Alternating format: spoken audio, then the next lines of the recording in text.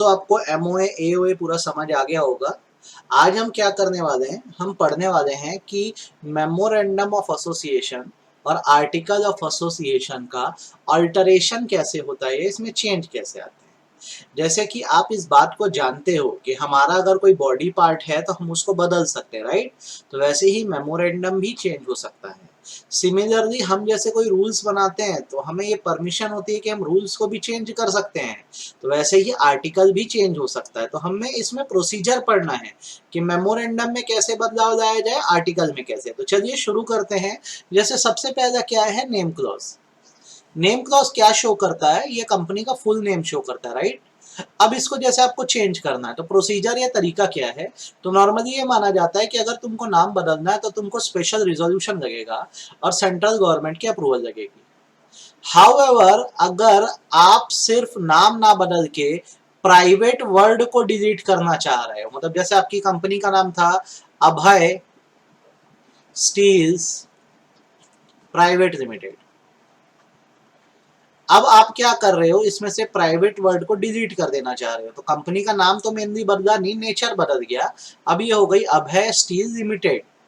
तो ये एक तरह का कन्वर्जन है ना। तो इसमें सेंट्रल गवर्नमेंट की क्या है, बेसिकली अप्रूवल नहीं लगती है कि जब आप एक प्राइवेट कंपनी को पब्लिक में क्या करते हो, कन्वर्ट करते हो। ये बात याद रखो। अदरवाइज जैसे पूरा नाम बदलते, अभय से कुछ और नाम रख देते, निर्भय रख देते, तो फिर तुमको सेंट्रल गवर्नमेंट अप्रूवल लगी रहती। ठीक है, ये बात आप मत भूलना। अब क्या होगा, जैसे कोई भी नाम चेंज होगा ना, जब भी नेम में कोई चेंज आएगा, आप हमेशा याद रखो, रजिस्ट्रार क्या करेगा, अपने रजिस्टर्स में नए नाम की एंट्री कर देगा पुराने नाम की जगह, और आपको इशू कर देगा वो fresh certificate of incorporation with the new name. नए नाम के साथ आपको एक नया सर्टिफिकेट मिल जाएगा। कहने का मतलब ये है कि मेरी कंपनी का नाम जैसे है स्नेहा स्टील्स लिमिटेड, अब मैं इस नेम को चेंज करके कर रहा हूं आस्था, आस्था स्टील लिमिटेड। तो अब जब मेरी कंपनी बनी थी तो जो सर्टिफिकेट था उस पर क्या लिखा था, स्नेहा स्टील लिमिटेड। अब क्योंकि कंपनी का नाम बदल गया है तो मुझे क्या होगा, फ्रेश सर्टिफिकेट इशू होगा और जिसमें लिखा होगा आस्था स्टील लिमिटेड का कंसेप्ट। आपको ये बात ध्यान होनी चाहिए, हर एक लाइन आपको मैं समझा रहा हूं, सुन लो, अच्छे समझ लो। आगे कंपनी इनकॉर्पोरेशन रूल 2014 का रूल 29 जो है वो ये कहता है कि अगर किसी कंपनी ने अपना एनुअल रिटर्न या फाइनेंशियल स्टेटमेंट फाइल नहीं किया है आरओसी के पास, या फिर डिपॉजिट और डिबेंचर रीपे नहीं किया है, तो उसकी डेप्थ ड्यू है। और यदि डेप्थ से ड्यू है तो वो नेम चेंज नहीं कर सकता। कब तक, जब तक ये डेप्थ फुलफिल ना हो जाए, ये पूरी ना हो जाए। ठीक है, होप सो पहले आपको नेम क्लॉज का इंट्रोडक्शन समझ आ गया। अब लास्ट लेक्चर आपको याद होगा तो प्रोसीजर मैंने बताया था, और एग्जाम में आपको प्रोसीजर ही पूछता है, तो प्रोसीजर के पहले एक हिंट दे रहा हूं। हिंट क्या क्या है समझ लो। यहां पर 2 बोर्ड मीटिंग होनी है। नेम क्लॉज ही ऐसी जगह है जहां 2 बोर्ड मीटिंग करनी पड़ेगी। क्यों 2 बोर्ड मीटिंग करनी पड़ेगी, मैं बता रहा हूं। पहली, to apply for new name, नया नेम अप्लाई करने के लिए। फिर next board meeting to adopt new name subject to share holder approval. आपको पता है यार, नाम बदलना बड़ा डिसीजन है, अकेले बोर्ड ऑफ डायरेक्टर के कहने से तो नहीं हो सकता। तो अब पहले आप क्या करो, पहली बोर्ड मीटिंग इसलिए बुलाओ ताकि आप नए नाम के लिए अप्लाई कर सको। नए नाम के लिए अप्लाई करने के लिए आप कौन सी फैसिलिटी का इस्तेमाल करो, रन का इस्तेमाल करो। आपको मैंने जब चैप्टर पढ़ाया था इनकॉर्पोरेशन तो बोला था अब कंपनी जैसे बनाना हो तो उस टाइम नाम चाहिए तो स्पाइस प्लस का यूज होता है, लेकिन आज फिर भी नाम चेंज करने के लिए अभी भी रन का ही इस्तेमाल होता है, याद रखना। तो न्यू नेम तुम अप्लाई कर दो, और दूसरा काम क्या करो, जब नया नाम मिल जाए तो उसको चेंज करना है कि नहीं, उसके लिए शेयर होल्डर अप्रूवल चाहिए होगी, तो फिर बोर्ड मीटिंग बुलाओ और उसमें 21 दिन का क्या करो, तुम नोटिस भेज के तुम जनरल मीटिंग या शेयर होल्डर मीटिंग बुला लो। अब यहाँ पे स्टेप तुमको पढ़ाना चालू करता हूँ, ध्यान से देखो। सबसे पहला स्टेप क्या है, calling of board meeting. Board meeting ये कौन सी है, फर्स्ट वाली, ध्यान से सुनना, ठीक है। Issue notice in accordance with provision of 173 subsection 3 of companies act 2013। इसमें नोटिस भेजने के प्रोविजन दिए हैं। डायरेक्टरों का जो नोटिस होता है 7 दिन का होता है, 7 दिन का नोटिस देके डायरेक्टर की मीटिंग बुलाई जाती है। फॉर कन्वीनिंग, कन्वीनिंग माना बुलाना, a meeting of board of director to consider the reason for changing the name of the company and gets its approval for change in the name of the company। क्यों बुलाए? ताकि reason discuss किया जा सके कि क्यों हमें नाम चेंज करना चाहिए और नए नाम के लिए अप्लाई करना पड़ेगा। अब क्या करो, एक सीएस को या डायरेक्टर को ऑथराइज कर दो कि आरओसी के पास वो एप्लीकेशन डाले, कौन सा, रन फॉर्म में एप्लीकेशन डाल दे। अच्छा, क्यों ऑथराइज करना पड़ता है? क्योंकि देखो डायरेक्टर्स का बोर्ड है, ग्रुप है, तो एक ही पर्सन तो सब काम करके देगा ना, तो या तो सीएस को बोल दो या डायरेक्टर को बोल दो कि भाई तुम क्या करो, रन फॉर्म डालो जाके। तो अब जैसे ऑथराइजेशन मिला सीएस को या किसी एक डायरेक्टर को, तो स्टेप नंबर 2 आ जाएगा। अब आपको नया नाम चाहिए तो उसके लिए आप क्या करो, रन फैसिलिटी का यूज करो और फीस आपको पता है 1000 रुपए, ये फिल करो। अब क्या होगा, जैसे आपको नाम मिल रहा होगा तो आपको ना रन फॉर्म जमा करने के साथ साथ कुछ डॉक्यूमेंट अटैच करने होंगे। ठीक है, सबसे पहला कंपनी का, क्योंकि आपके नाम बदल रहा है तो बोर्ड रिजोल्यूशन की एक कॉपी, बोर्ड रिजोल्यूशन मतलब ये जो बोर्ड मीटिंग हुई ना उसकी रिजोल्यूशन की एक कॉपी आप जमा करो। नेक्स्ट, सेंट्रल गवर्नमेंट से अगर कोई डायरेक्शन आपको रिसीव हुआ है तो उस डायरेक्शन की कॉपी की गवर्नमेंट ने हमको ये कहा है। ठीक है, नेक्स्ट, अगर कोई ट्रेडमार्क की बात आ रही है, कोई ट्रेडमार्क में बदलाव आ रहा है, तो जो ओनर है ट्रेडमार्क का उससे परमिशन लेना पड़ेगा आपको कि नाम बदला जाए कि ना बदला जाए। जैसे एमडीएच कंपनी का नाम कुछ अलग हो सकता है लेकिन ट्रेडमार्क तो एमडीएच है, तो जो महाशय जी हैं उनसे एनओसी देना पड़ेगा कि हम कंपनी का नाम बदल रहे हैं। नेक्स्ट थिंग, अगर कोई ऐसा नाम जुड़ रहा है कंपनी में जो कहीं ना कहीं आपका गवर्नमेंट से जुड़ाव बताता है, तो गवर्नमेंट अप्रूवल की कॉपी। जैसे अभी तक मेरी कंपनी का नाम था ऋषिता बायोटेक लिमिटेड, तो कोई इशू नहीं था। अब कंपनी का नाम बदल के हम कर रहे हैं लाची स्टेट, स्टेट मतलब क्या हो गया, सरकार हो गया ना, बायोटेक लिमिटेड, तो अब यहाँ सरकार का नाम आ रहा है तो सरकार की अप्रूवल चाहिए। देखो एकदम इजी सा है। सबसे पहली बात क्या हमने बोली, हमने सबसे पहले बोला कि बोर्ड रिजोल्यूशन की कॉपी लगाएंगे, सरकार की तरफ से कोई डायरेक्शन मिला है तो उसकी कॉपी लगाएंगे। अगर किसी का ट्रेडमार्क जुड़ा है तो ट्रेडमार्क वाले ओनर से हमें एनओसी देना होगा। जैसे एमडीएच मसाले का हम कोई बदलाव कर रहे हैं उस कंपनी के नाम में, तो महाशय जी के नाम पे ट्रेडमार्क है एमडीएच का, उनसे देना होगा। महाशय मतलब जो बुढ़े आते हैं। अच्छा, उसके बाद अगर गवर्नमेंट का नाम आ रहा है तो गवर्नमेंट के अप्रूवल से ही नाम लेना होगा। वैसे ही अगर आपकी कंपनी बैंकिंग में जुड़ी है तो आपको आरबीआई से अप्रूवल देनी है, इंश्योरेंस में जुड़ी है तो आईआरडीए से देनी है, शेयर बाजार में लिस्टेड है तो सेबी से परमिशन। तो आप जहां जुड़े हो आपको उससे क्या करना होगा, परमिशन लेना होगा।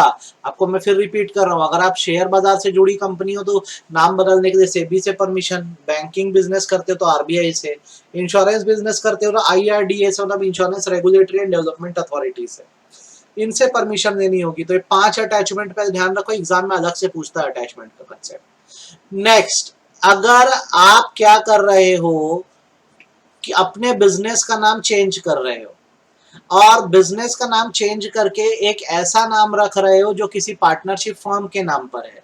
जैसे आपकी कंपनी का नाम जो था वो ये था, देखो, भुवन स्टील्स लिमिटेड। अब हो क्या रहा है, एक पार्टनरशिप फर्म है जिसका नाम है भुवन ब्रदर्स, देखो ये डब्ल्यू है ये वी है, याद रखना है ना, भुवन ब्रदर्स एंड कंपनी, एक पार्टनरशिप है। बहुत ध्यान से मेरी बात को सुनना, ये पार्टनरशिप है।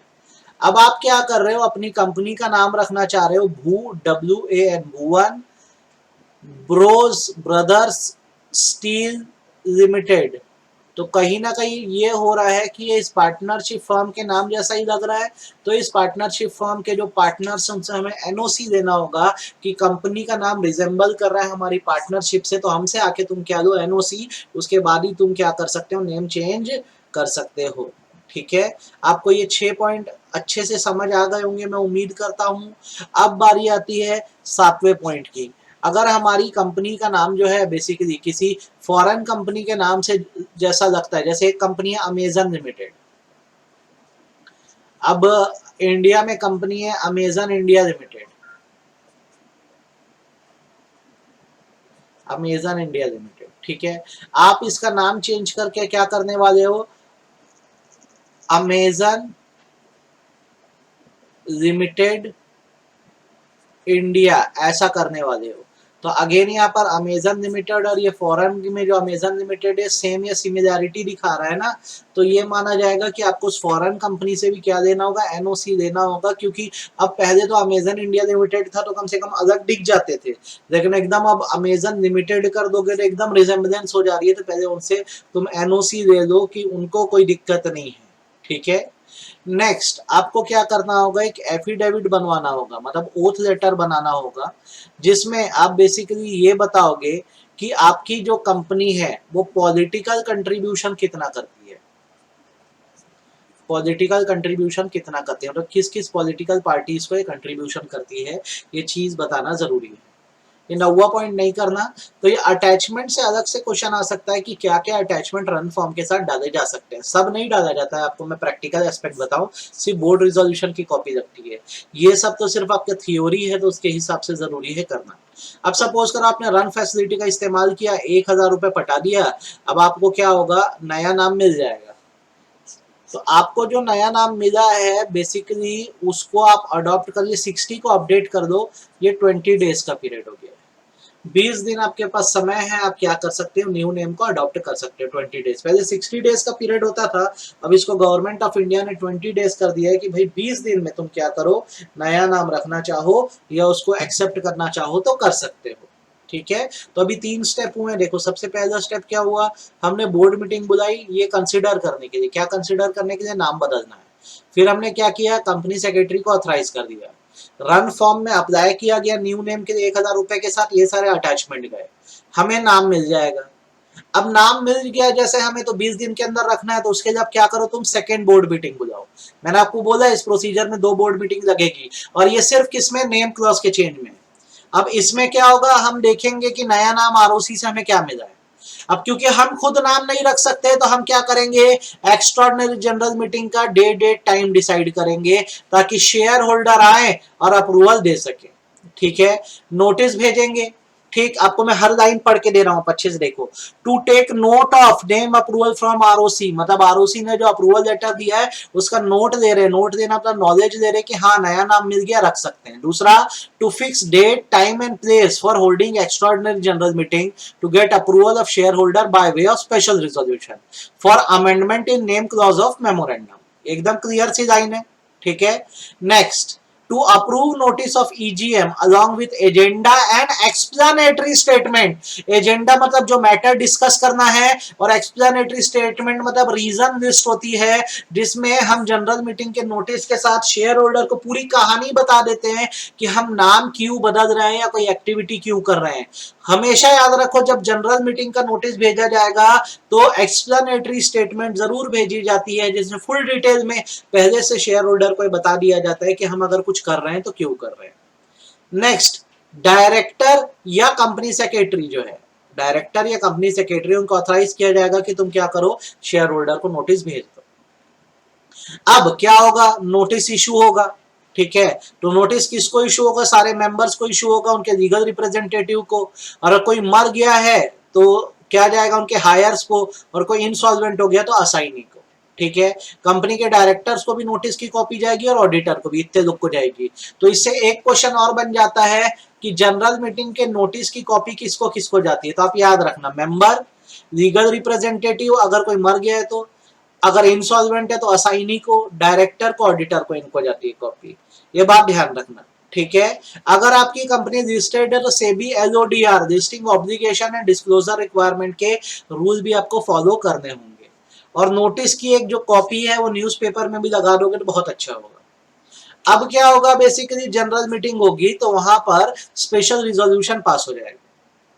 कौन सा रिजोल्यूशन, स्पेशल। स्पेशल रिजोल्यूशन क्या होता है, जो 75% मेजोरिटी से पास किया जाता है उसको स्पेशल रिजोल्यूशन बोलते हैं, ठीक बात है।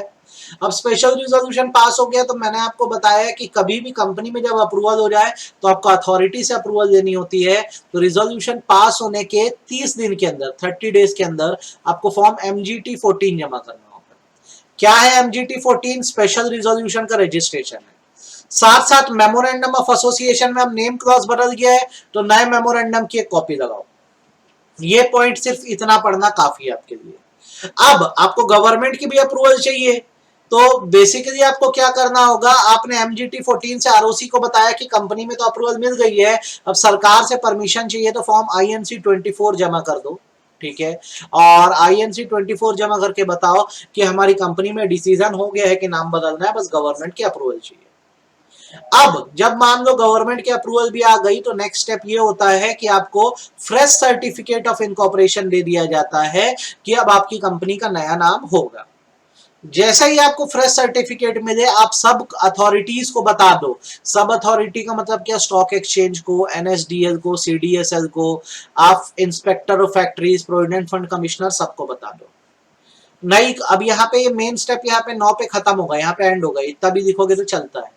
अब ये अदर फॉर्मेलिटीज है, तो अदर में क्या क्या फॉर्मेलिटी है, नई कॉमन सील का जुगाड़ करो, नए स्टैंप बनाओ, ठीक है। अपने साइन बोर्ड, बिल बोर्ड में कंपनी का नया नाम आप लगा दो, सारे रजिस्टर में कंपनी का नाम आप चेंज कर दो, और जितने डॉक्यूमेंट हैं उनमें अब याद रखना कि नेक्स्ट 2 इयर्स तक, अगले 2 साल तक आपको न्यू नेम भी दिखाना होगा और ओल्ड नेम भी दिखाना होगा, नया नाम और पुराना नाम दोनों दिखाना होगा।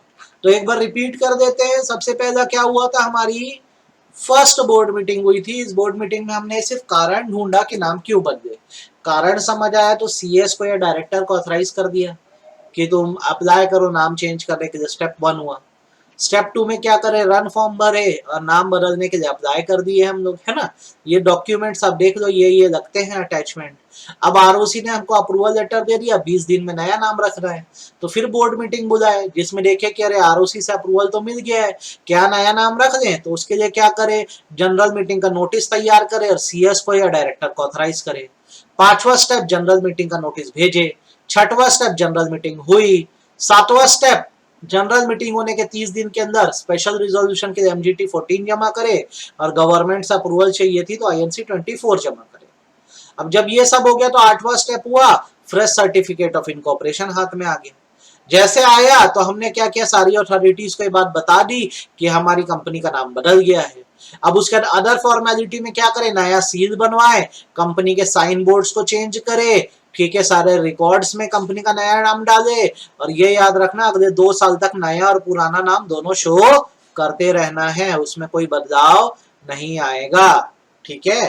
अब बात करते हैं नेम चेंज का इफेक्ट क्या आता है। सबसे पहली बात, नेम चेंज से राइट्स एंड ऑब्लिगेशन पे कंपनी के कोई इफेक्ट नहीं आता है, और कंपनी पर जो केस चल रहे थे या कंपनी ने किसी पर केस किया था वो केस वैसे ही चलते रहेंगे। जैसे कंपनी का नाम है ABC लिमिटेड, इसने मानसी पर केस किया था, अब कंपनी का नाम बदल गया है, कंपनी का नाम EFG लिमिटेड हो गया है, तो फर्क नहीं पड़ता, जैसा केस था सेम वही केस चलता रहेगा, ठीक है, ये बात ध्यान रखना, ठीक। नेक्स्ट, अगर आपका नाम बदल गया है, अब आप एक फ्रेश केस डालना चाहते हैं तो याद रखना अब जो फ्रेश केस होगा वो पुराने नाम से नहीं होगा, वो फ्रेश केस नए नाम से ही होगा। ये दूसरा इफेक्ट आपको ध्यान रखना है, भूलना नहीं है। थर्ड थिंग जो बात बोली जा रही है वो ये बोली जा रही है बेसिकली कि अगर कोर्ट ने क्या है, पुराने नाम से केस चालू कर दिया है तो उस केस को आगे नए नाम से कंटिन्यू किया जा सकता है। आप इस चीज को नहीं भूलना, इंपॉर्टेंट है।